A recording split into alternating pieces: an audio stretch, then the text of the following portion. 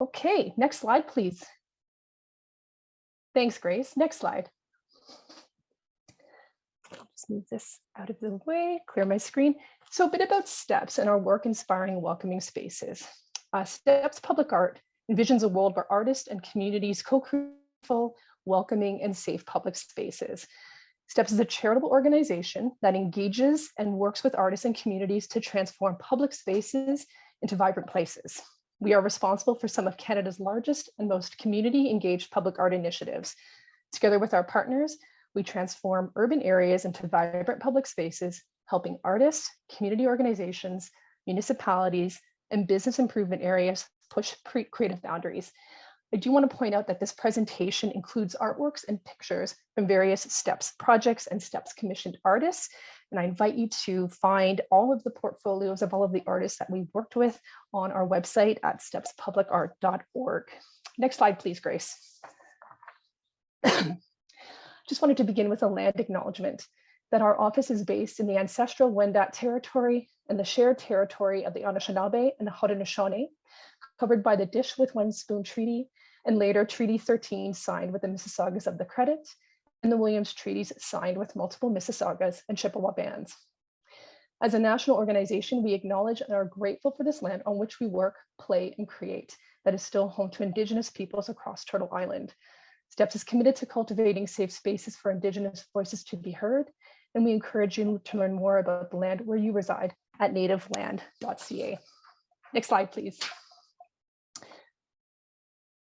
Grace, we move to the next slide. Perfect. Just a bit more about our approach, just talking about how STEPS has been recognized with numerous awards for their community engaged approach in fostering vibrant communities. All of our projects are tailored to meet the unique needs of the diverse sites and communities in which we work. Next slide, please, Grace. So shaping space, culturally responsive public spaces. This is a project that is supported by the Public Health Agency of Canada's Intersectoral Action Fund. And again, thank you all for joining us today. I have to say it's quite the brain trust of people who are here. And I really wanted to thank you for taking the time to hear about the project and what we've heard so far. Next slide, please. So setting the context, I mentioned that this was funded by the Public Health Agency of Canada's Intersectoral Action Fund.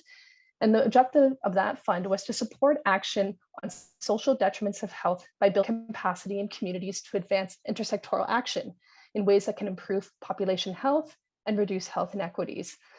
To support this objective, STEPS has launched the Shaping Space Culturally Responsive Public Spaces project. Working together with its partners and collaborators, Shaping Space will identify priority areas for collective action to cultivate culturally responsive public spaces for more equitable access for all Canadians, with a special focus on equity-deserving communities. Next slide, please.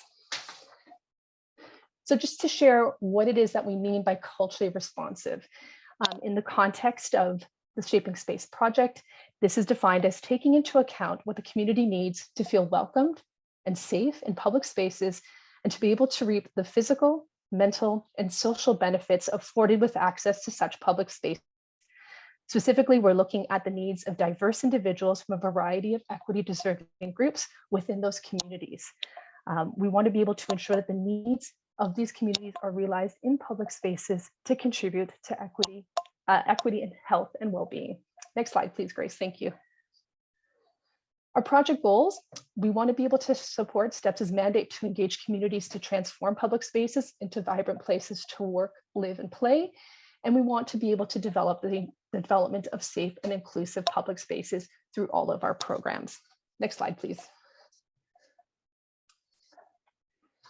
So how have we done this? We've done some fantastic consultations across the country. We facilitated a combination of stakeholder roundtables, public conversations, and knowledge exchange strategies to both collect and share learnings around health equity related to public space access. We've held 10 roundtables where we invited multi-sectoral guests from communities across Canada. These communities included Atlantic Canada, Central Canada, Northern communities, the Prairies, Western Canada, the deaf and disabled community, First Nations and Indigenous communities, French-speaking communities, LGBTQIP2AA+ communities, and racialized communities. And I recognize that we have a few people who are a part of those roundtables joining us today. So again, welcome and thank you so much for your insights. Other knowledge exchange sharing options that we shared with our community were the creation of various sizzle reels. So these sizzle reels, they are on the Shaping Space website, and they highlighted key quotes from the various roundtables. And in addition to being on our website, we have shared this through STEP's various social media channels. We also hosted 2 online panel talks produced in partnership with STEP's Create Space residency program. One was exploring, reimagining community engagement, and the second was exploring digital media. So on to what we've heard so far. Next slide, please.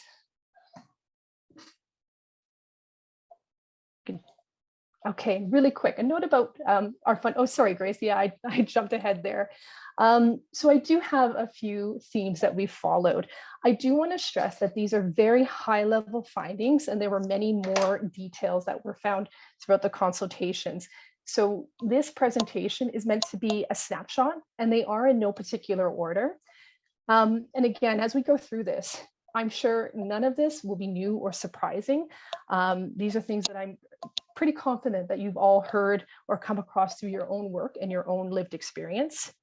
I have grouped these findings into key themes just for ease of presentation and access, and also to be able to identify what was really rising to the top as emergent themes and avenues to explore.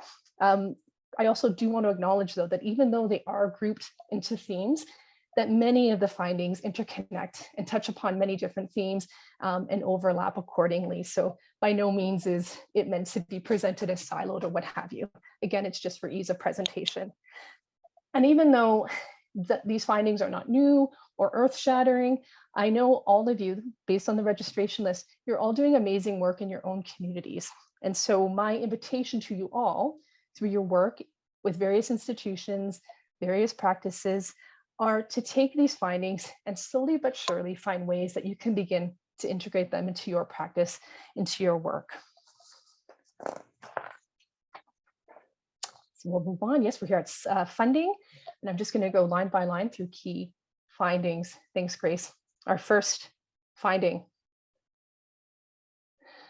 long-term and increased investments. So things that we've heard from our groups was moving away from short-term and/or temporary investments in public space and creating long-term investments in space upkeep and sustainability. Next slide. To remove restrictions on funding. We heard that it was important to be able to give grantees the freedom to spend the investment on what the community says they need and want, not what the funder wants. We heard repeatedly that the community knows best and knows what its needs are, so that we should heed that. Next slide, or it's next bit there, Grace. Compensating community stakeholders and rights holders for their time consulting on public space initiatives. So this was about moving beyond honorariums and compensating the knowledge, guidance, physical, emotional, and spiritual labor of the community members, similar to as we would a consultant. And next slide, thanks, Grace. Reducing barriers and applying for funding. So there's lots that came out through this. First and foremost, simplifying the application processes. This included avoiding jargon, avoid being verbose, and having lengthy applications and reporting requirements. Other things that came up were exploring alternative ways of applying. Could there be storytelling or verbal submissions? Other ways that move away from requiring applications to be written or online based. Another point was to cover the costs for any interpretation, translation costs, or other supports that was needed to be able to allow all members of the community to apply for funding. And I know, yes, we have that last slide there, the investments in training. Just a few other key points on reducing barriers and applying for funding. Another aspect that was brought up was to remove requirements for organizations to be a registered nonprofit or charitable organization. Through the consultations, we heard that this sometimes forces many grassroots organizations to force themselves into partnerships with larger organizations in order to establish eligibility. And we'll talk a bit more about collaboration but wanting to make sure that when we do enter into partnerships, that there is trust and meaning behind that. And then, yes, our final point with this, investments in training. Interesting to hear that many of the different communities spoke at length about wanting to be able to have funding to train and develop architects, planners, program coordinators from within their own community. These would be practitioners who have firsthand knowledge and lived experience within each community, and so could best provide those services with an understanding of what the community needs. Great. Next slide, please, Grace. Thanks. Collaboration, pardon me, our next theme. So I have a few more bullet points here. Our first there for collaboration. So building trust by investing in ongoing relationships. Repeatedly, again, we heard that relationships must be built before projects continue and must continue after specific projects, activities, and grant cycles. So a note for funders, municipalities, and organizations that are on this call that depend on community consultation, really start to think as to how the relationship can expand beyond those confines of projects and how you can keep the conversation going year-round. Funders, pardon me, municipalities and organizations in positions of influence also should look for ways to, those organizations in those positions of influence must also seek invitations in some case to community tables before they extend invites to other communities and expect them to be able to consult. That time needs to be taken to understand who the communities are in relation to a project and to ask communities how they wish to be consulted and adopt accordingly. Funders, municipalities, and other organizations of power and influence have a responsibility to maintain relationships and continue dialogue with the community throughout the year and learn about the communities they are working with and all of the smaller microcosm communities that exist within each community. It's important to avoid assumptions about the community that you're working with and to understand or to better build these relationships. Positions of influence, people who have power do need to make an effort to go out into the community and find out where people are at. Some of the notes included even breaking bread with the community, finding those opportunities to share and engage year-round. Another point was involving children and youth. This spoke to a larger issue of wanting to develop a culture at an early age and onwards of understanding the importance of investing in public space and community. We had one example that came up in the consultations, and this was from Newfoundland, Labrador area, where Minecraft was used with youth to design a space. So it was interesting to look at how technology could be used or other ways to start that dialogue with youth to create public spaces. Also important was framing engagement and collaboration and relationship building with a proactive mindset of how much can I do versus a reactive mindset of how much do I have to do. Also understanding that there are different protocols amongst different communities. For example, within Indigenous communities, understanding the importance and wisdom of elders and knowledge keepers and the importance of offering tobacco in exchange for knowledge and wisdom shared in any type of relationship or consultation project. Next little slide there, please. Excellent, thank you, Grace. Mentorships and knowledge sharing. And this goes for within and across communities and organizations. We heard from many groups that it was important to share knowledge and relationships, especially when so many of our projects and funding programs and governments are tied to cyclical 4-year shifts. It's important to be able to share those relationships with government funders, with municipalities, with organizations who are generally leading conversations, to share those relationships widely amongst communities so that every 4 years, those relationships do not end and you have this cycle of continually going back and rebuilding. There is also the need to develop opportunities amongst public space designers, activators, and users to discuss what is working and what doesn't. There needs to be a network to advise, to share, and discuss. Next slide there, Grace. Citizen and community-led initiatives. Equity-deserving groups are not limited to small consultation roles, but should be empowered rather not empowered, but given the opportunity to lead initiatives that are supported and facilitated by municipalities and other organizations of power and influence. Next slide, please, Grace. And our relationship to time. When it comes to collaboration, we heard again and again that it is so vital to invest appropriate time for proper consultation, and that you can't get proper consultation by cramming into a small 2, 3, or 4-week consultation window. Themes that came up repeatedly was that not everybody works on a colonial sense of time that is dictated by deadlines, and that we need to break the mindset of 9 to 5 and having to get things done by a certain date or short term. We need to be thinking more of the long game. We don't need to be relying entirely on short-term temporary projects. We do need to take time to think more about long-term stability and the time and the relationships that it will take to get there, and to invest accordingly. Communities and needs in public space also change over time. So what might work really quickly at one point in time doesn't mean that it will last forever.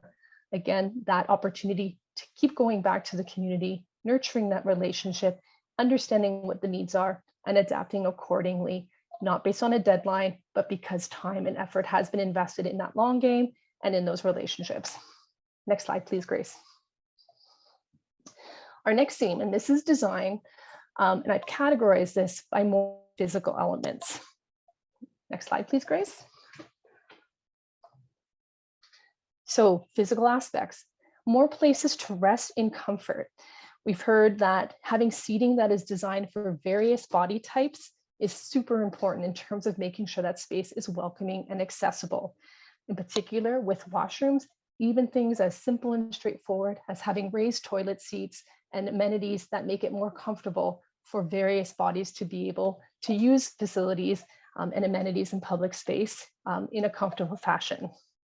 We also heard that access to shade and water to be able to drink are also important elements of making sure that a space is welcoming, equitable, and accessible. Next slide, please, Grace. Pardon me. Greenery and vegetation. So having access to greenery, vegetation, and incorporating native plant species.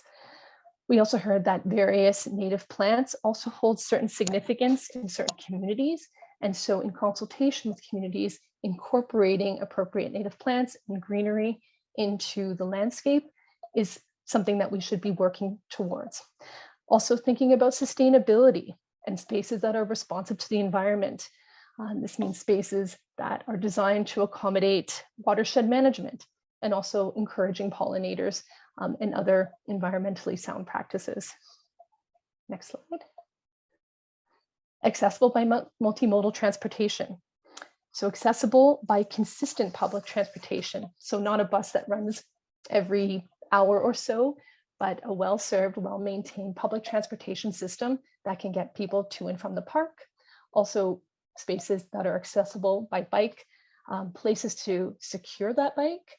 Also designed to have wide enough sidewalks and paths to accommodate various mobility devices, strollers, and to be able to accommodate physical distancing.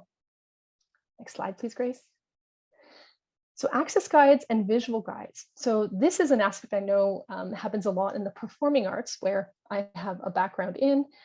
So these are tools that describe a space in detail, and they provide information about the accessibility features and how the space would be experienced by a user at different times of the day and different times of the year.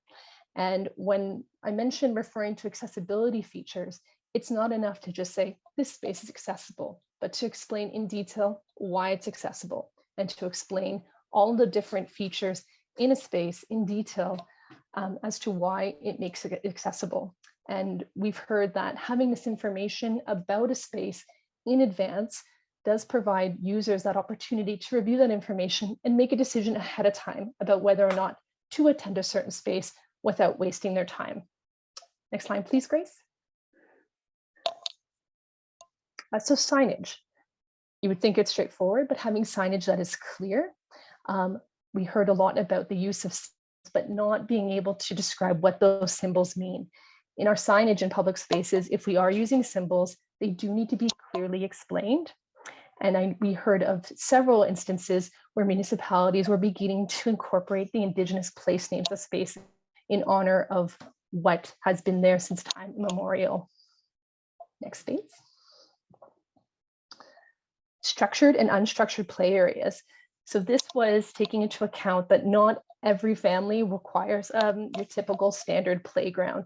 There needs to be a range of ways to engage in parks and in public spaces for children with different access needs, and ways to engage with the space outside of what we would consider a heteronormative family. So being able to have spaces for children with disabilities and others so that they can have the same ability to play and enjoy space.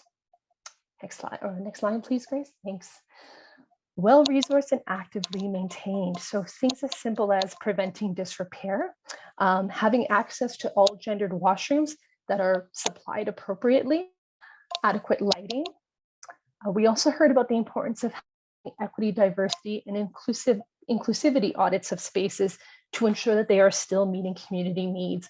And this goes back to earlier in the presentation when we were talking about how sometimes places change, the needs of a community changes. And so an EDI audit is one way to be able to have a moment to reflect and see, is a space still working for the community that it serves? And I just have a note here specifically to say it does take deep engagement, relationships, and ongoing dialogue to ensure that public spaces are serving its users. Another resource that came up was to explore having knowledgeable caretakers on site. So having, whether it is an Indigenous elder or a leader from the community, someone who is available to be able to speak more about the site, to welcome people to the site, and to start to create that environment of a safe space. Next slide, please, Grace. And this is designed when we speak of activation. So this would be programming or other activities that are taking place on the site. These are things that we heard that we could, things that we could look at to make the space more welcoming and accessible. Next slide, please. Thanks, Grace. Free amenities. So this had various different elements to it. So the freedom to not have to spend money to enjoy the space, having the ability to be able to bring and prepare your own food within a public space and to share that accordingly.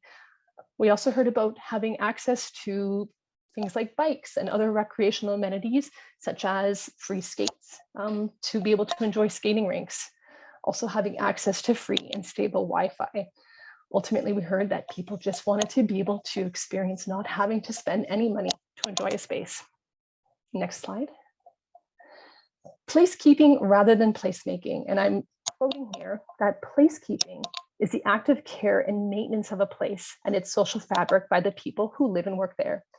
It is not just preserving buildings, but keeping the cultural memories associated with a locale alive while supporting the ability of local people to maintain their way of life as they choose. So this was about a practice of working with the community and the people who are already there first, as opposed to placemaking and transforming a space rather into something new that doesn't take those existing elements into account. So more of just a wording change to more think about placekeeping, keeping place, building on place, rather than destroying and building anew.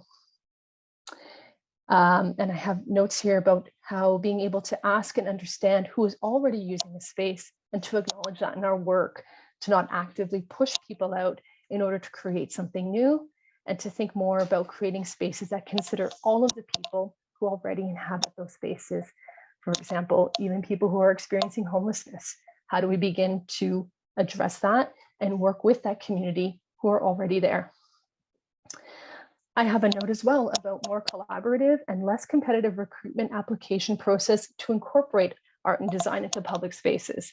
So even when we're working with the local community to incorporate those aspects, we did speaker application processes and trying to reduce the bureaucracy on that side of things. But again, when we do have that opportunity to create those designs or those art pieces in public spaces, how can we make those as less competitive as possible and as easy as possible to be able to nurture and encourage that local cultural expression? Next slide, which is spaces that allow cultural expression and connection to flourish.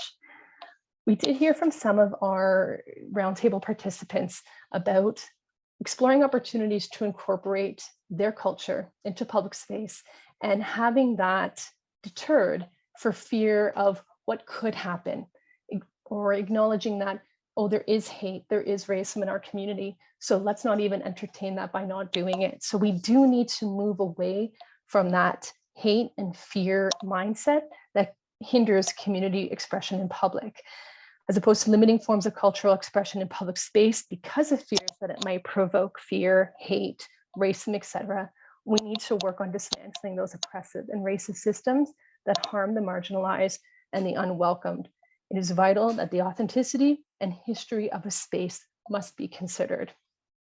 And also recognizing that the land holds significance to many, many communities, especially within Indigenous communities. Also recognizing that not all performances or presentations, if they are happening in a public space, need to be proscenium-based. Our default is to have that typical, very Western proscenium presentation, audience facing the performers. There are many communities that the concept of a circle or in the round are much more appropriate and should be incorporated. Also, having artists involved at the very beginning of any public space creation, design, or improvement process was seen as a huge need within the community. I know other municipalities, for example, have explored artist residencies within other city departments to be able to have that artistic voice at the very beginning of a design process. One of the examples was the city of Vancouver. Their engineering department at one point had an artist in residence program.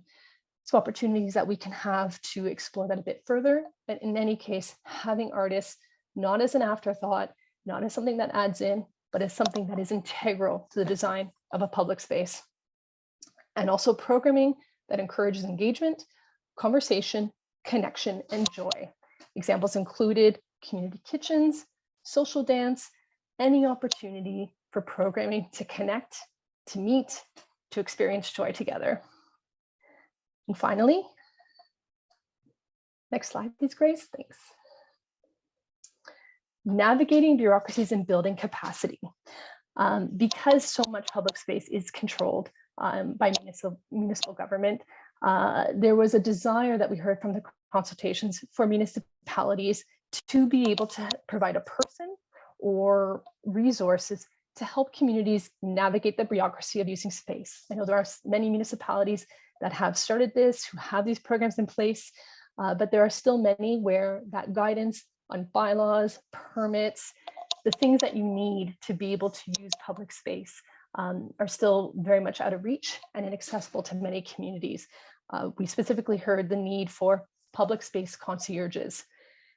It also, through that process, bylaws, the permit processes, insurance requirements, these processes should also be reevaluated with an EDI lens, and in as many cases as possible to be able to be rethought so that they aren't as inaccessible, as bureaucratic for many of the communities who want to be able to express themselves and use the public for themselves in the community.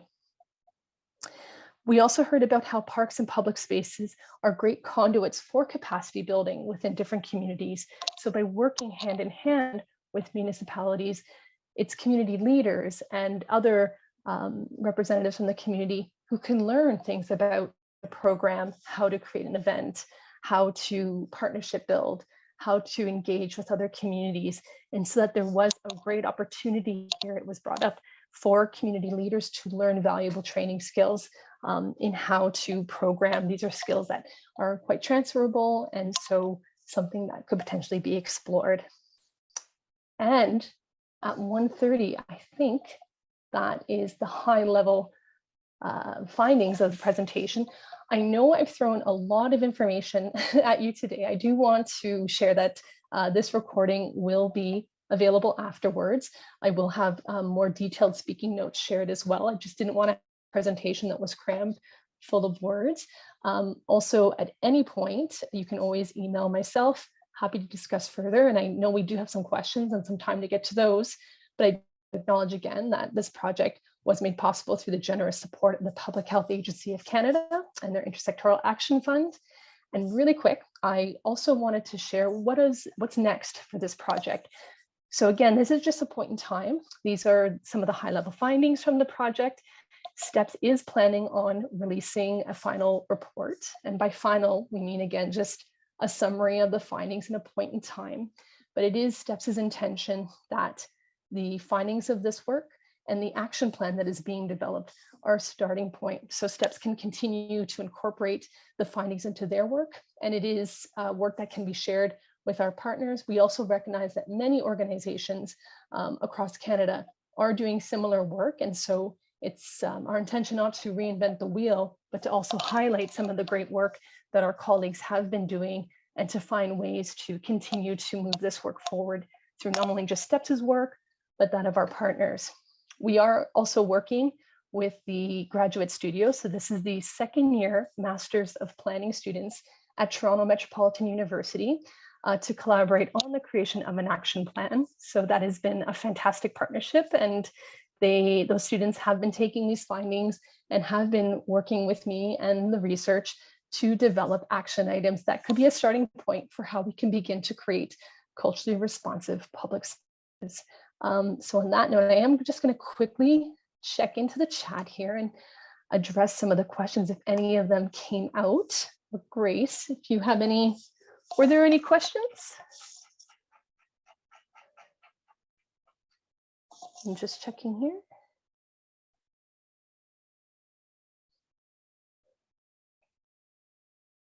I don't see here. Oh, Grace, are you able to unmute if anybody would like to raise their hand and say anything?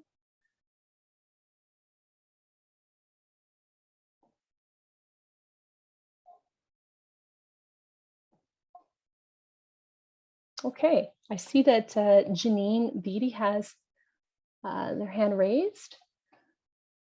Are we able to unmute Janine?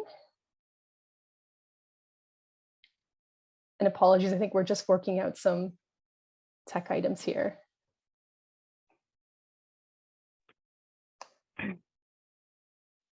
Okay, great. I think I can hear you now. Janine, Hi. are you able to? Hi, how are you? Good. So I found it interesting when you're talking about the public spaces and the governance that, or like the role that the municipality plays in the governance Yes. of them, and that there would be like an aid put in place to maybe help with the processes of applying for permits and navigating those waters. Can you speak a little bit more about what that might look like? Sure, absolutely. And I can speak a bit from my own experience, and also I know that there are others on this who have facilitated similar projects. Many municipalities, usually when it comes to community use, many communities use festivals or events as a mechanism for that type of expression.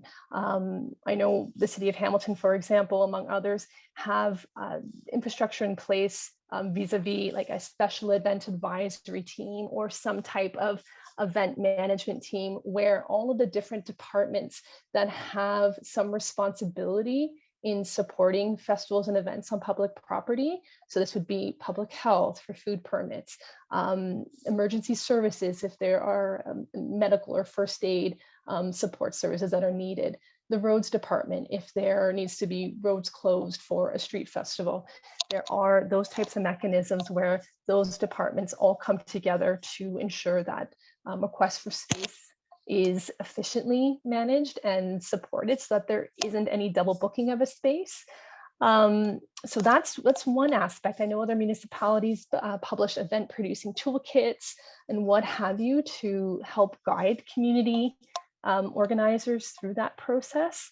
And so when we hear public space concierge, what we continue to hear was just having more of a human face to that connection. And that speaks to that relationship building and trust. So to not be funneled to a web page or to just a manual or to just something that's, hey, check out our website and learn more. It was wanting that human connection and having that city staffer work hand in hand with the community as part of an ongoing relationship. So does that help answer your question? Was there anything else I can elaborate on for that? No, that's great. Thank you very much. Excellent. Thank you so much for your question. And I see here a question from the chat. How is compensation determined for folks participating in focus groups? Excellent question. Thank you so much. I know for this project, ideally, we would want to be able to align with CARFAC rates. And this is, CARFAC is, it's an association that sets rates for artists, so that artists are compensated at a minimum for an exhibition or for a workshop or what have you. In some cases, the funding that is supplied through government funders doesn't necessarily match that. And so as one of the action items and one of the things we wanted to be able to address through this work was to start thinking a bit more about how we can increase those compensation levels. And even if we say, you know, we have an hour consultation or we want to be able to bring someone in for 2 hours, to understand that sometimes it's more than just 2 hours of engaging one-on-one.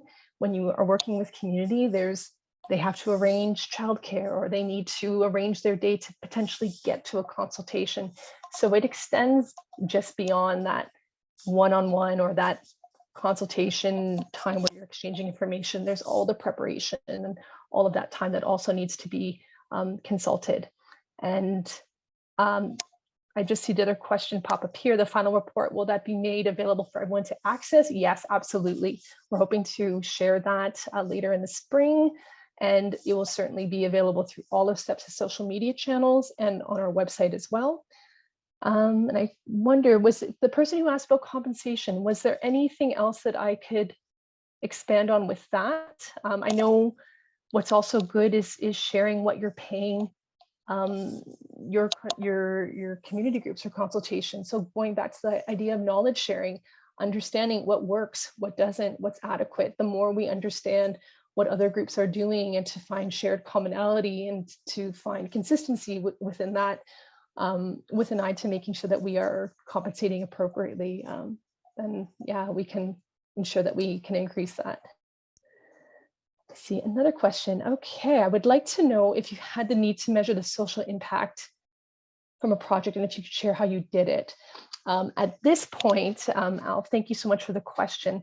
We haven't measured the social impact yet. As part of the research, we are looking at different studies from across Canada and internationally to see examples of where certain projects have occurred in public space, what the health benefits of those projects have been, what the social impact has been. So again, for this project, Shaping Space, we haven't assessed any specific social impacts, but we are actively looking at research that, that cites examples of that impact in other projects. Great. Oh, this is fantastic. Thank you so much, everyone, for the questions. Anything else?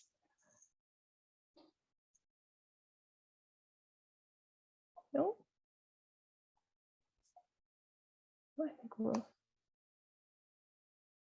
want to give some time. If anything wasn't clear, anything else? I just want to make sure that I give space an opportunity to this. Okay. What are some of the online forums to get involved in future projects? I know for the Shaping Space project, I mentioned that we are doing that partnership with TMU. There will be an opportunity to join events where we will share that action plan and those findings. I think for other STEPS related projects, I encourage you to sign up for the STEPS newsletter. I know that there are many other initiatives that STEPS is doing, for example, the Create Space Residency Project, various calls, what have you. It's a great newsletter. So that is one way to get involved. And how do you decide, choose your projects? Unfortunately, that is out of my purview with this particular project. But again, if it is something to discuss further, I encourage you to send an email, info@stepspublicart, and that could be addressed more fully, but thank you for the question.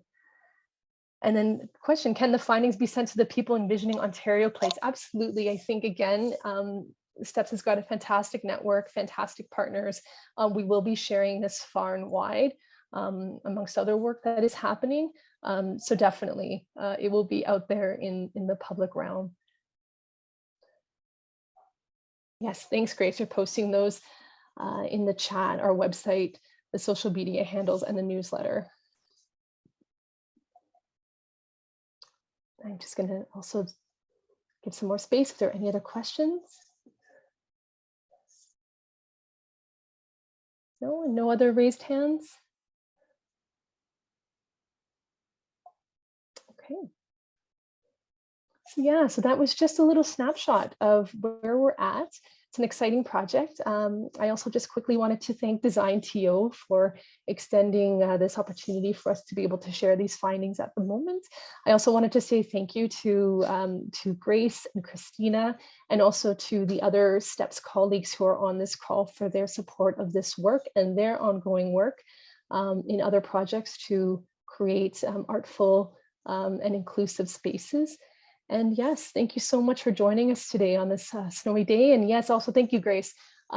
Your thoughts are important. I know we're all surveyed out, but if there is something that's still swimming in your head, things that you'd like to share, we are curious to hear from you as to what a welcoming, accessible, and equitable space feels like and looks like to you. So you can click that link and share your thoughts and anything else that you feel that we need to know to inform the last few steps of our research project here. Okay, and on that note, look, it's 15 extra minutes. So thank you so much for joining us, and we hope you have a wonderful day. Take care, everybody.